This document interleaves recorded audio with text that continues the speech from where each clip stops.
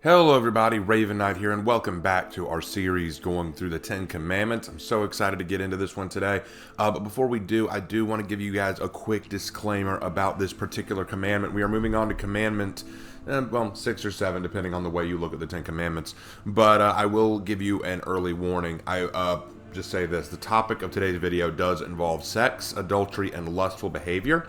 If that is an uncomfortable discussion point for you, I understand. But that said, I think this topic is too important to just gloss over. So, do you know one of the sins that the vast majority of young men suffers from? I just want to open with this. Do you want to know one of the biggest sins that I hear most young men tell me that they suffer from? Lust. And given today's climate and outlook towards sex and sexuality, this isn't at all surprising. What I want to do today is not only address this commandment about adultery, but discuss God's actual stance on sex and relationships. Because believe it or not, God already laid out all his thoughts and intentions with sex in the book of Genesis. But before we get into that, I do want to welcome all of you here. Those of you who are brand new to the series, welcome. I hope you get something great out of this. I do a Bible study video every Sunday, and right now we are going through the Ten Commandments in the book of Exodus. So I hope you guys are here and ready to learn. It's going to be amazing. Go ahead and open your Bibles to Exodus chapter 20, verse 14. That's where we're going to be spending a lot of our time. But once you get there, put your finger on that and then flip back just a little bit to the book of Genesis, which is just before Exodus, actually, so it makes it easy. And we're going to be in Genesis 2:24 to start off with, so go ahead and flip there. If you are a veteran watcher to this, welcome back. I hope you guys are excited to learn today. There's a lot I got to get into, so let's not waste any more time. Let's get right into it. Let's go into Genesis 2:24. It reads as follows. That is why a man leaves his father and mother and is united to his wife, and they become one flesh. Now, this verse was written after God had created Adam and Eve and brought the two together. Now, do you know what this verse actually is talking about? It is talking about marriage. This whole verse is about marriage. This one verse perfectly lays out what a healthy marriage looks like to God. Not even kidding. People always talk about marriage in a weird way today. Some kind of wonder, what does marriage look like? Is it an important thing? Is it just an outdated institution? What is it? Well, God lays out in this verse what marriage looks like, what good marriage looks like in 3 steps. Number 1, the man will leave his parents and publicly promise himself to his wife. So the man distances himself from his past, finds his wife, promises himself to her, and takes her with himself. Number 2, the two become united and care for each other and their welfare above all others. That's why it says united to his wife. It doesn't just mean that they hold hands. It doesn't just mean that they live under the same roof. It means they take care of each other. They make each other the most important person in each other's life. And then number 3, the two will become of one flesh through a sexual union intended for marriage and marriage alone. Now that comes from the third part where it says, and they become one flesh. Becoming one flesh is about sex. Now, here's the thing. You might be wondering, okay, but why is sex intended only for marriage? We're actually going to get into that. We're going to get into that a little bit later. But understand that these 3 things are required for any healthy marriage. The man leaves his parents and seeks out his woman and promises himself to her. The two will become united and care for each other above anyone else. They devote themselves to each other, and then they will be able to join through sexual union intended for marriage. That is a healthy marriage. All healthy marriages have these 3 elements, okay? So, if marriage is so well laid out, why do we not appreciate it? Why is it seen as an outdated or even sexist institution today, as so many people have called it? I'll tell you why. Because marriage isn't just physical, it's spiritual. Coming together in holy matrimony is forging a covenant between you, your spouse, and God. It's a promise made before God. And if there's one thing the enemy hates, if there's one thing Satan despises, it's when we keep our promises to God. Ever since it has been the goal of the enemy to sell you a new lie, a lie that has been eroding this beautiful promise. What's the lie? The lie is, marriage is restricting and outdated, why bother? Take sex when and where you can. And it's a very pleasant sounding lie, doesn't it? Come on, who wants to only be pleased by one person for the rest of your life? As the saying goes, there's plenty of fish in the sea, and no fisherman ever settles for just one catch, right? Well, that's a lie. And it's a very good lie because it plays into our inner yearning for sexual gratification. We are programmed with a desire for sex, or at the very least affection. Men and women alike. It's why women go out of their way to look sexy and why men go out of their way to show off. We're playing a primal game with each other to win a mate because we want that stimulation and gratification. So it seems so counterproductive to say, marry one person and that's who you get, but that's the reason for it. I want you to write this down if you can. You need to write this down and commit it to memory. God intended sex to be a healthy and beautiful act of love. The world intends it to be a quick and satisfying exchange of lust. I'm going to repeat that. God intended sex to be a healthy and beautiful act of love. The world intends it to be a quick and satisfying exchange of lust. That's why there are people who will exchange sex for money. We call them prostitutes. Because the world sees sex as nothing more than an exchange of fluids for a quick bit of gratification. There is no need for a commitment in the eyes of this world. God saw it differently. Now, I'm single right now. I'm single, and a large part of the reason why is because I have a hard time trusting relationships. I was cheated on twice in my life, and it hurts. And some of you have probably gone through similar situations. Now, question, why does cheating hurt? What makes it hurt? It's usually the thought that you weren't valuable to the one person in question, and that they went behind your back and considered you so lesser in value that they could give their heart to someone else, and they didn't even have the compassion or dignity to be honest with you before breaking up. Consider that a moment. Cheating hurts because it makes you feel less valuable. It makes you feel used, abandoned, insignificant. Why? Why is that? If sex, the highest act of love, really is just a simple deed done to satisfy our urges and should be done freely, then why do we feel hurt when our girlfriend or boyfriend simply just date someone besides us? Look, guys, I've never had sex with any of the people that I've dated. I'm still a virgin. I want to wait till marriage, but it still hurts even when all the people that cheated on me do is just date someone else behind my back. That still upsets me. Imagine if they did have sex with someone else behind my back. Imagine if I was married to this person, they had sex with someone else behind my back. That would hurt even worse, I would imagine. But why should we care if sex is nothing? It's just, something we do in exchange for something else. The reason why is because there's a sense of value we take in being with someone, a sense that we matter to someone, a connection God designed to be meaningful. When we betray that connection, it cuts us deeply. So now, imagine how it must feel when you commit adultery. That finally leads us to the commandment of the day. We're finally getting into it. I know it took a while, but I wanted to give that preamble. This commandment, Exodus chapter 20, verse 14, you shall not commit adultery. See, this isn't just a mere commandment to make your partners feel better, but it's another key to a healthy society. Let me lay this out for you. Imagine a society where we could just sleep around with whoever we wanted, whenever we wanted, wherever. Sex would be common, and everyone would have it frequently. To some people, that sounds like a paradise. Sure, until you consider the ramifications of that. From a health perspective, it'd be a nightmare. STDs spreading like wildfire for one thing, but don't even get us started on the babies out of wedlock. How do you take responsibility for your children when you don't even know which kids are yours? And before you laugh off that idea, consider a moment why abortion is so forcefully pushed in today's society, and consider why they might want abortion more commonplace in society, if not to avoid that very outcome that I just mentioned. It's a lot easier to remove the baby from the equation entirely than to actually take responsibility for it. More than that, what would be the value of sex anymore? If sex is done often and without constraints or meaning outside of personal desire, where's its value? Would marriage even matter at that point? Would having a spouse matter? Who would your spouse be, and what happens when you grow tired of sex with just the opposite sex? Soon you veer to the same sex, then to animals, then to objects. Inevitably, you fall to a sexual degeneracy that you might think is impossible, and yet the Bible mentions societies who have fallen into this kind of behavior. Leviticus 18:23 says, do not have sexual relations with an animal and defile yourself with it. A woman must not present herself to an animal to have sexual relations with it. This is a perversion. The funny thing is, y'all may laugh at that verse, but that verse would not have to be said if it was not a problem to be addressed. It's kind of like shampoo bottles that tell you not to drink the shampoo.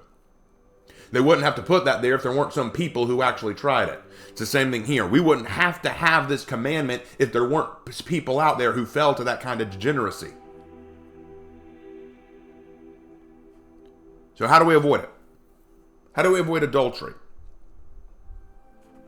How do we avoid that? Obviously, and that's what this commandment calls us to remember. The sanctity and importance of marriage is a holy union between one man and one woman. How do we avoid it? We avoid adultery by staying true to our wife/husband, depending on who's listening. And we stay true to the people that we care about. We don't just treat sex as something just, we're going to exchange with whoever we feel like, whenever we feel like. That is a betrayal. And you might think, well, yeah, Raven, that sounds easy enough. I'll just stay true to my husband or wife, Now, if that was all it took, this would be a very easy commandment to follow. But Jesus had more to say about this commandment in Matthew 5:27 through 28. I'll give you a second to turn there. You can pause the video if you want and get there, then continue. Matthew 5:27 through 28 reads, "You have heard that it was said, 'You shall not commit adultery.' But I tell you that anyone who looks at a woman lustfully has already committed adultery with her in his own heart." Wow. Well, that's suddenly just a bit harder, isn't it? Jesus is saying to even look at another woman or man with lust is already an act of adultery. Why? Why is that? Because to Jesus, it was not just about the actions you take, but your intentions and your desires. As I said last week, God cares about your heart. And if your heart is not focused on godly things, then inevitably you will start to veer from God in your actions. It is about a heart. It is about a mentality.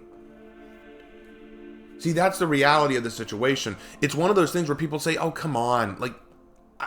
I like attractive people. It's okay if I look at a little bit of porn. It's okay if I just, look at that woman across the hallway with a little bit of lust.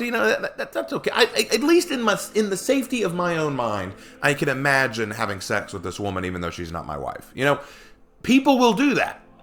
And you might think it's safe. No one gets hurt. Maybe not physically, but I want you to think about what this does to your mentality and to your heart. When you look at a woman, let's use porn as an example, because porn's a common one. Porn today is so easily accessible.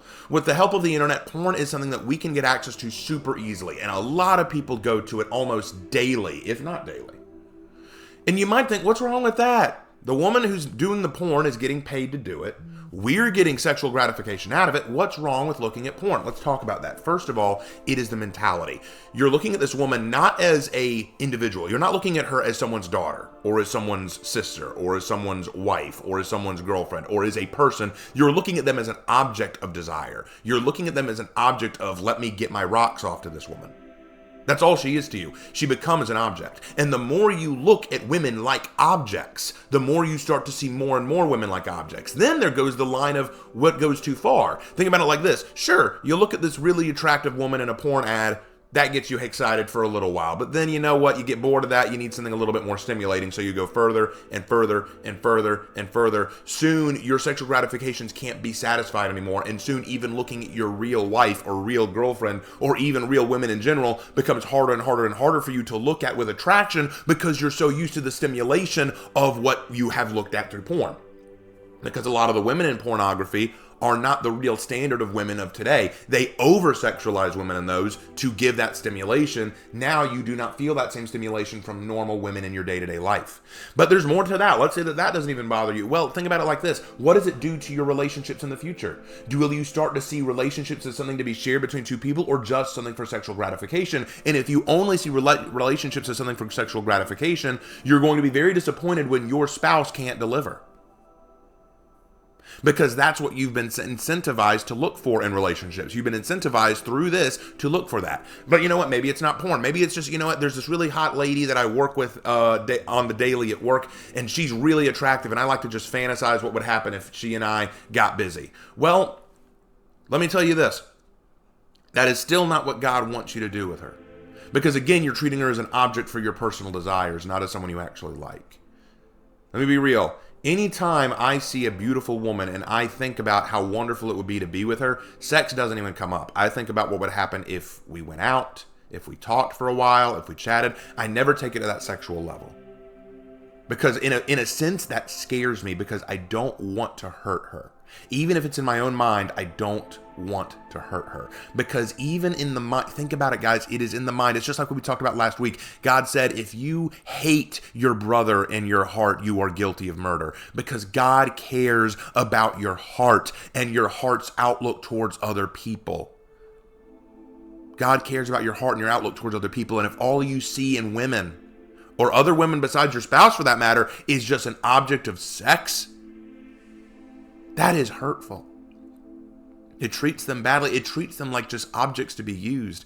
And that is sinful. It goes against the foundations of the idea of what sex, healthy sex, should be in a marriage. Now, before I go too much further into this, I want to take a moment to talk to the ladies in my audience. I know I have at least one or two of you here. I'm not just calling out the men. I want to call out the women too. The Bible is a little bit funny in this way because it often says, like what Jesus said in Matthew, he says, but I tell you that anyone who looks at a woman lustfully has already committed adultery with her in his heart. It sounds like he's just talking to the men, but I want to be clear. This is for women too. Women, you are just as guilty. You are just as guilty of this. In fact, it was women who cheated on me. Let's be real. Okay? So here's the thing. I don't want to make anyone out to be the bad guy here because let's be honest, we're all the bad guys here. We've all had this weakness. It's a weakness of mine. It's a weakness of Jay's. We've had these weaknesses. These are struggles that we have because it's the most common struggle of many young men and women. Because we live in an age where sexual desire is something that we are told should be readily accepted and fed. You have a sexual urge? Fine. Go online, hit up the porn site, do what you got to do. That's what people tell you to do. And it is tempting. It would not be sin. If it was not tempting, it wouldn't be sinful, okay? I'm not blaming anyone for being tempted because we're all tempted. Jesus was tempted. The difference is Jesus didn't fall to it. Now, some of you might be saying right now, Raven, I hear what you're saying and it makes sense, but it's hard I can probably give up porn and all that, but it's hard for me not to look at women and sometimes think about, gosh, the things I would love to do with that woman. How do I stop that? Here's the reality of it. The reality is that this is almost an impossible task. That's why Jesus said it. See, the reason Jesus said what he did in Matthew 5 is because he's pointing out something to the Pharisees and to the law keepers there. He's pointing out something to the people. A lot of the Pharisees at that time believed that they could be saved by how good they were. Look, guys, we follow the law. We follow the law to the T. Look at how good we are. We're good to go to heaven because we've done everything perfectly. We've never murdered anyone. We've never stolen. We've never committed adultery. We've never done this. We've never done that. We followed all the laws perfectly. Jesus is pointing out, yeah, you've heard it said that. You've heard it said you shall not commit adultery. Yeah, but I tell you, if you even think about a woman in a lustful way, you've committed adultery. This is a call out basically saying you can't be saved by your works. Essentially saying you're not as good as you think you are. You've all got a problem. You've all got issues. And it's true. We're all in this boat together. Please, if you're one of these people who struggles with any of these sins, don't feel like, oh, woe is me. I'm so awful. I'm such a horrible person. Believe me, there are millions of people who struggle with it too. They're out there. They struggle. And that's why Jesus said this. He said, that's the reality. People struggle with this. This is not an easy sin to overcome. But that's the beauty of Jesus' promise, isn't it? That Jesus forgives us and loves us in spite of our sin. And he wants us to turn things around. He wants us to work away from this sin. Now, how do we do it? What's the step? There's no clear-cut answer I can give. There are steps you can take. Like, for example, one step that I've been doing is I've been turning off my phone at night when I go to bed so that I'm not tempted when I'm by myself and alone in bed. Like that's one thing. The other is I try, well, for one thing, it's been a lot easier for me because of just the hurt that I've gone through. Because of the hurt of the cheating that I went through, it has made me more aware of how that feels when it's done to me. So I don't want to do that to other people. So that helps. I'm not saying you have to be cheated on, but try to look at it from that perspective. Look at it from that perspective. And another way to look at it is to look at women in a sense of camaraderie and friendship before I look at them in terms of sexual partners. That's another way. Women out there, if you're wondering what can I do, pretty much the same thing. Pretty much the same thing. Really, I don't mean to just call out the men here. The reason it sounds like I am is because I am a man, and that's the first part. The other part is, yeah, the Bible does make it sound like it is a thing that men need to be aware of, but I don't want to leave out the women here. Women, y'all need to really pay attention to this too. Guys, I want you to look at the world we live in. I'll wrap up on this point, because I know that I've gone for a while, but I want to wrap up on this point. I want you to look at the world we live in today and consider how society treats sexual gratification and lust. Think about how it treats it. People mock you for being virginal at a certain age. I've been made fun of because I'm a 31-year-old man and I'm a virgin. But I'm saving myself for marriage, and people think that's outdated. In fact, people think the institution of marriage itself is outdated. Why get married? It's just going to tie you down to one person. I have watched videos where women brag about breaking men's hearts. I have seen videos about men who just see women as objects or tools, or they've been hurt by women and see all women as monsters and evil and shouldn't be trusted. We've, of course, seen the LGBTQ craze that's been sweeping the entire globe and people basking in sexual degeneracy. And yes, that's what a lot of it is, sexual degeneracy, as laid out in the Bible. And I think we all kind of know that in our hearts. A lot of what we see in the LGBTQ community, I would say, is a degeneracy or a fetishism, at the very least. And it's not my place to go out there and demonize or attack them or to hurt them, but I do recognize it for what it is. And then what happens when we fall into this world of debauchery and degeneracy? Well, obviously the results I talked about earlier come out. We lose value in what sex is. Sex just becomes a joke to us. That's why little kids laugh whenever the word sex is brought up. That's why we don't even bat an eye when people say, yeah, I had sex with this girl the other night. No one cares, because there's no value in sex to people anymore. And then the matter of babies comes out of it, because what comes out of sex but a baby?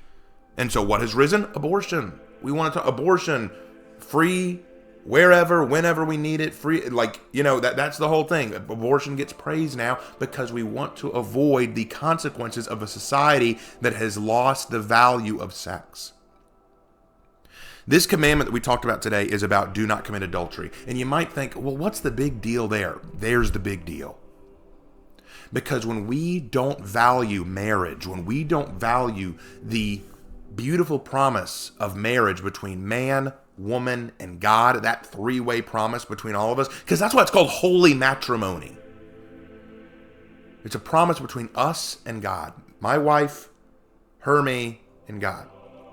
And when we don't honor that, and we just treat sex as something that we can exchange freely, whenever, and treat the offspring as something inconvenient, we lose a large part of God's plan for us. I know that this was a heavy one today, guys. This was a heavy one. And I promise next week's won't be quite as heavy, but it's still going to be as important. I hope you guys got something out of this. If you have questions or concerns, feel free to hit me up in the comment section. I'll definitely hear you guys out. Be respectful, of course. And as always, guys, I will see you in my next video. Take care.